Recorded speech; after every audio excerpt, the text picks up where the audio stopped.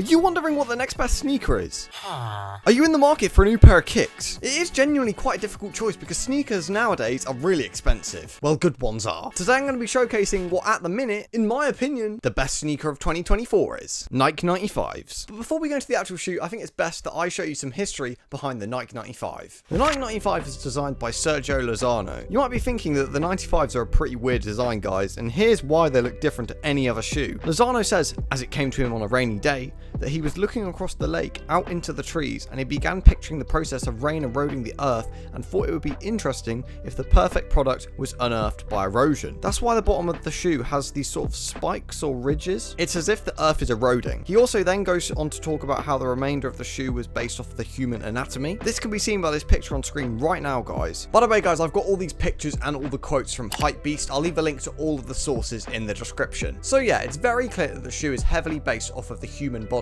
I don't believe he mentions it on the Hypebeast website, but we can clearly see by the back of the shoe that the spine of the shoe is based off the human spine. Crazy, isn't it? I've known this shoe for years, but I've never realized any of this and never viewed it as similar to the human anatomy. Anyway, guys, the first color Lozano made was in fact this neon vault colorway. In my opinion, this colorway in particular really represents UK streetwear culture. Whenever I see the vault colorway on any shoe, I always think of cities like London, Liverpool, Manchester. Obviously, actually, in Merseyside, they call Nike 95s 110s. This is because back in the day, Nike 95s used to cost £110. But basically, anywhere in England, you would see guys or girls rocking these shoes. This is another thing. These shoes are very gender neutral. This is, like most Nike shoes, the reason why Nike is the biggest sneaker brand, in my opinion. And the biggest brand in terms of literally everything clothing-wise, in my opinion. Anyway, the color of Nike 95 that I have is very similar to the color of the OG model. I'm very aware about the hype and the price of the OG. I believe the 2020 re-release doesn't even have my size on the resale market, and the closest size to me would set me back £615 on sale. Its retail on Kit Game is £720. Not too long ago, there was a Cortez and Nike collaboration which went crazy and the drop literally shut down streets. I mean, I wish I was there. These also resell for £645 in my size on Laced. I reckon in the coming years we could see another Cortez and Nike collaboration due to the popularity and hype that we saw back in 2023. So the gist of all of that is Nike 95s resell for a lot and they are very popular in the UK. But the colorway I have is much better than any of those. In my opinion, this is the best version of the 95 that we've seen to date. Instead of the white and grey at the top of the OG, my pair has black. This is great as in the UK where I live,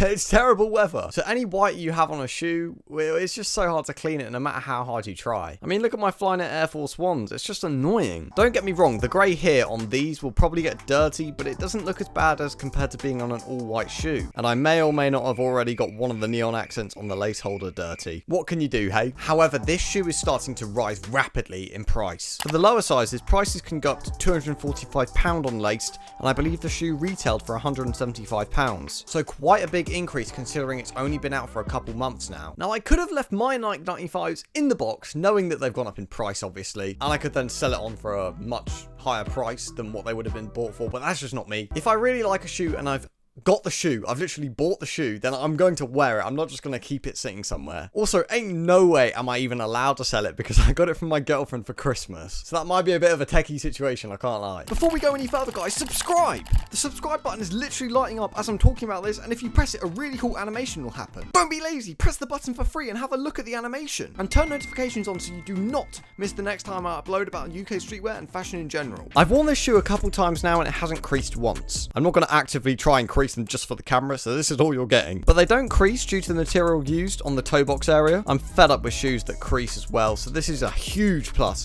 to this line of sneaker. One feature of this shoe that is a bit disappointing though, the spine of the shoe is reflective and the tongue is reflective, but the laces aren't, which is what we have seen on the likes of the 2020 remake of the OG. I mean, when you actually see the reflectiveness of your shoes, it's literally only when you're taking a flash photography picture. But in my opinion, reflective laces look way more premium than just bog standard normal laces, which are the ones on my 95s. For example, on the previous season's Nike Tech Fleece, the drawstrings on the joggers were reflective, and now they're not. It does make me wonder whether the drawstrings, or in this case the laces, are actually good quality, and why we've also seen a price increase in terms of the Nike Tech Fleece The joggers went up £20, even though the drawstrings look way worse. Or maybe it is better quality, and maybe I'm just being stupid. I guess we'll never know. This shoe surprisingly has a really premium and comfortable feel to it. I say surprisingly due to the crazy layered look the shoe has. Not as comfortable as, say, a Nike Presto, because honestly, those are the most comfortable shoes I've ever worn, but they're definitely more comfortable than, say, a Nike 97. The tongue always stays fixed due to the way it was crafted. I hate it when the tongue can sort of sway to different sides of the shoe, and then you have to readjust it. So this on the 95 is actually a really nice touch. They're really easy to clean. I've just been using a paper towel and some hot water to get rid of mud spots. The 95s I have released alongside this Tiffany coloured Nike 95. This was in tough contention in my head on which one I prefer. It's a really clean colourway, but due to the OG factor with the neon ones, I decided that the neon 95s are better. Also, as mentioned before about the white shoes, the Tiffany coloured ones,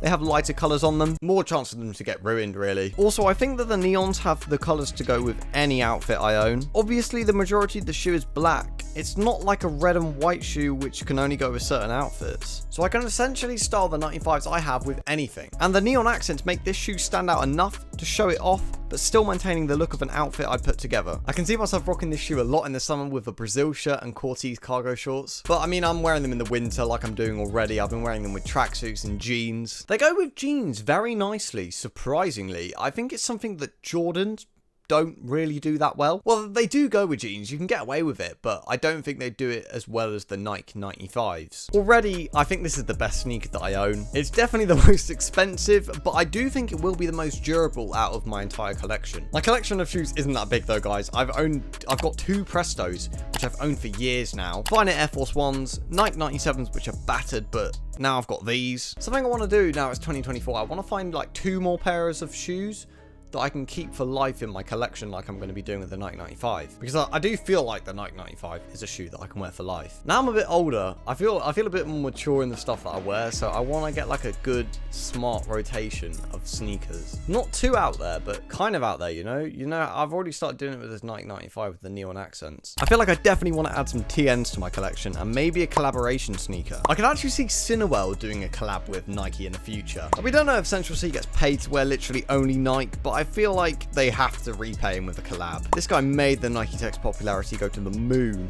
I was very surprised we didn't see some sort of Cinch times Nike Tech in the new collection. Anyway, I do feel like someday in my life I will grow out of wearing Nike 95, say. But I do not see that happening anytime soon. Like, I'd say for the next 20 to 30 years, I'd still be heavily interested in them. So I've got a lot to build on. I want to make quite a nice collection. We've already seen some crazy collaborations, as mentioned earlier. From brands like Cortez, Supreme had a collaboration with the sneaker, Atmos, Size, and Carhartt. They've even done a Freddy Krueger inspired shoe. So I think there's only going to be more collabs coming out. Make sure to like the video if you liked watching this video, guys. And if you want to watch another video by me, then maybe you want to see the history of the Air Jordan 4. If not, then maybe you want to find out how I found out how to buy old season Nike Tech fleece.